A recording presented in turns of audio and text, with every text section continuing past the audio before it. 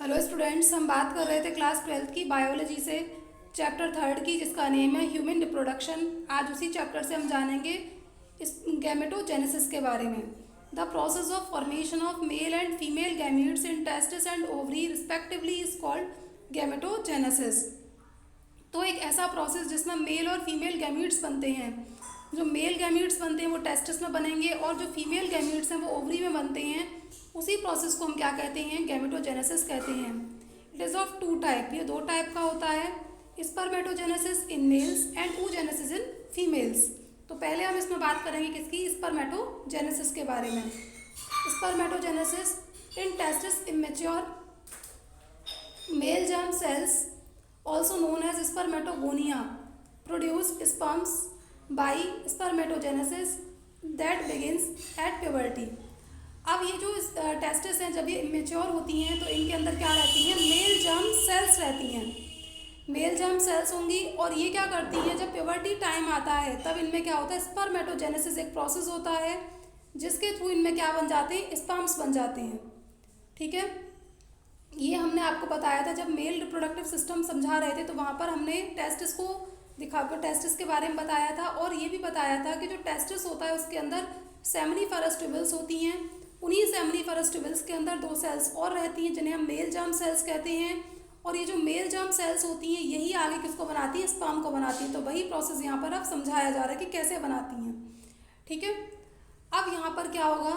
ये जो स्पर्मेटोगोनिया है जिन्हें हम मेल जर्म सेल के नाम से जानते हैं, spermatogonia present at the inner side of seminiferous tubules multiply by mitotic division and increase in number.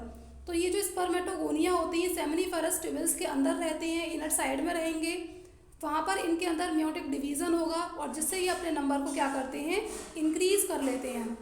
आपको पता है म्योटिक डिवीज़न में नंबर हमेशा बढ़ता है ना। ये अपने नंबर को काफ़ी मतलब इंक्रीज़ कर लेंगे, इनकी सेल्स एक बहुत सारी बन जाती हैं। और ईच स्पर्मेटोगोनियम कंटेन 46 क्रोमोसोम्स, और हर एक स्पर्मेटोगोनियम में कितने रहते हैं? 46 क्रोमोसोम्स वहाँ रहेंगे।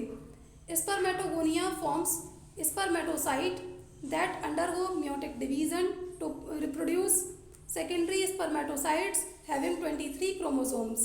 अब ये जो स्पर्मेटोगोनिया है ये क्या बनाते हैं? स्पर्मेटोसाइट्स को बनाते हैं। और कैसे बनाते हैं? इनके अंदर म्योटिक डिवीज़न होता है, माइटोटिक नहीं हो रहा, म्योटिक डिवीज़न हो रहा है। और म्योटिक डिवीज़न की वजह से क्या होता है कि इनके अंदर जो क्रोमोसोम नंबर हो जाता है वो कितना रह जाएगा? 23 हो जाएगा। पहले यहाँ पर स्पर्मेटोसाइट्स बनाएंगे, ये स्पर्मेटोसाइट्स में क्या होगा? म्योटिक डिवीज़न होगा और क्या बना देंगे? सेकेंडरी स्पर्मेटोसाइट्स को ये बना देते हैं जिसका नंबर, क्रोमोसोम नंबर कितना रहता है? 23 रहेगा। अब नेक्स्ट हम इसमें जानेंगे spermatids are transformed into spermatozoa by the process spermiogenesis. तो जो स्पर्मेटिड्स होते हैं वो स्पर्मेटोजोआ में बदल जाते हैं और उस प्रोसेस को क्या कहेंगे? स्पर्मियोजेनेसिस। एक स्पर्मियोजेनेसिस प्रोसेस होता है जिसके थ्रू जो स्पर्मेटिड्स हैं वो स्पर्मेटोजोआ में बदल जाते हैं और इन्हीं स्पर्मेटोजोआ को हम क्या बोल देते हैं? स्पर्म्स कह देते हैं। अब the sperms had remain embedded in Sertoli cells. ये बताया था ना कि जो सेमिनिफरस ट्यूबल्स होती हैं उन सेमिनिफरस ट्यूबल्स के अंदर दो टाइप की सेल्स रहती हैं, मेल जर्म सेल्स होती हैं और दूसरी कौन सी होती हैं? सोटोली सेल्स होती हैं। तो उन्हीं सोटोली सेल्स के अंदर ये जो स्पर्म्स बन गए जिन्हें हम स्पर्मेटोजोआ कह रहे हैं, उनका जो हेड है वो किस में एम्बेडेड हो जाता है? सोटोली सेल्स में उनका हेड एम्बेडेड रहेगा। And are released from seminiferous tubules by the process of spermiation.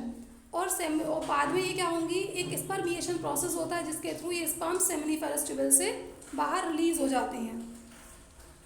अब हम आपको यहाँ पर इस फिगर के थ्रू बता देते हैं कि देखो, हमने अभी बताया था कि प्यूबर्टी स्टेज में क्या होता है कि स्पर्मेटोगोनिया होते हैं और ये जो स्पर्मेटोगोनिया है इनको हम क्या बोल देते हैं? मेल जर्म सेल्स कहते हैं।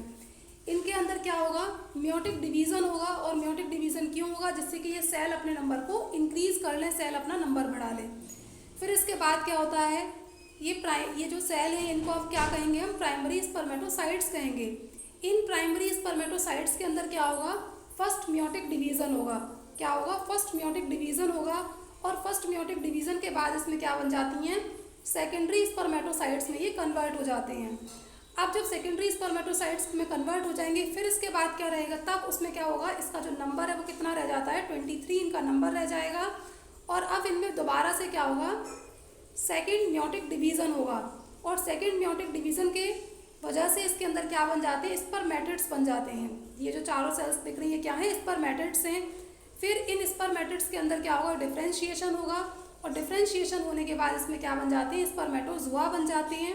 और इन्हीं स्पर्मेटोजुआ को हम किस नाम से जानते हैं, स्पर्म्स के नाम से जानते हैं। और ये जो स्पर्म्स है, ये सर्टोली सेल्स के अंदर इनका जो हेड है वहाँ पर एम्बेडेड रहता है।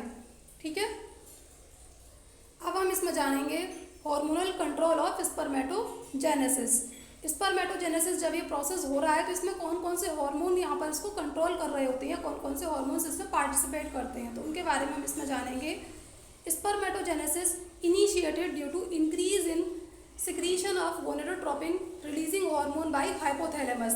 तो जो स्पर्मेटोजेनेसिस प्रोसेस हो रहा है वो इनिशिएट किसकी वजह से होता है, यहाँ पर एक हार्मोन सिक्रीट होता है, और कहाँ से सिक्रीट होता है, हाइपोथैलेमस से सिक्रीट होगा, और उस हार्मोन का नाम क्या है, गोनेडोट्रोपिन रिलीजिंग हार्मोन।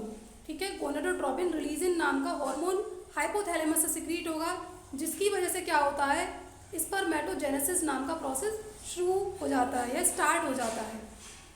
इसके बाद क्या होता है, increase in gonadotropin releasing hormone act on anterior pituitary and stimulate secretion of two gonadotropins. अब जब हाइपोथैलेमस से निकलने वाला जो हार्मोन है जिसका नाम क्या है, गोनेडोट्रोपिन रिलीजिंग हार्मोन, जब इसका नंबर इंक्रीज हो जाता है या फिर इसका लेवल जब क्या होगा, बढ़ जाता है, जब इसका लेवल इस तरीके से बढ़ जाएगा तब क्या होगा कि ये एंटीरियर पिट्यूटरी के अंदर काम करता है। आपको पता है जो पिट्यूटरी है वो हमारी 2 पार्ट्स में डिवाइड रहती है। पिट्यूटरी ग्लैंड हाइपोथैलेमस के जस्ट नीचे की तरफ लोकेटेड होती है। It is divided in the 2 parts, anterior pituitary and posterior pituitary. तो ये अब किस पे काम करेगा, एंटीरियर पिट्यूटरी पर काम करेगा, जहाँ से ये इसको स्टिमुलेट कर देगा, और इसमें से क्या निकलते हैं, 2 गोनेडोट्रोपिन्स नाम के 2 गोनेडोट्रोपिन्स हार्मोन्स और निकलते हैं। और इन्हीं दोनों गोनेडोट्रोपिन्स हार्मोन्स का नाम क्या है, LH और FSH। LH को हम कहेंगे ल्यूटेनाइजिंग हार्मोन, और FSH को कहा जाता है फॉलिकल स्टिमुलेटिंग हार्मोन। ये दोनों हार्मोन्स कहाँ से निकल रहे हैं, एंटीरियर पिट्यूटरी से निकल रहे हैं। और क्यों निकल रहे हैं, क्योंकि जो हाइपोथैलेमस से निकलने वाला जो हार्मोन है उसका नंबर, उसका जो लेवल है वो इंक्रीज हो गया है, जिसे हम क्या बोल रहे हैं, गोनेडोट्रोपिन रिलीजिंग हार्मोन। और तब यहाँ से 2 हार्मोन्स निकल आएंगे, ल्यूटेनाइजिंग हार्मोन और फॉलिकल स्टिमुलेटिंग हार्मोन। अब हम बात करेंगे इसमें कि जो ल्यूटेनाइजिंग हार्मोन है वो किस पे काम करेगा, वो काम करता है लीडिंग सेल्स पर। किस पे वर्क करता है, ये लीडिंग सेल्स पर वर्क करता है, जिसकी वजह से इसमें से क्या रिलीज होगा, एंड्रोजन नाम का हार्मोन ये सिक्रीट करेंगे, है ना।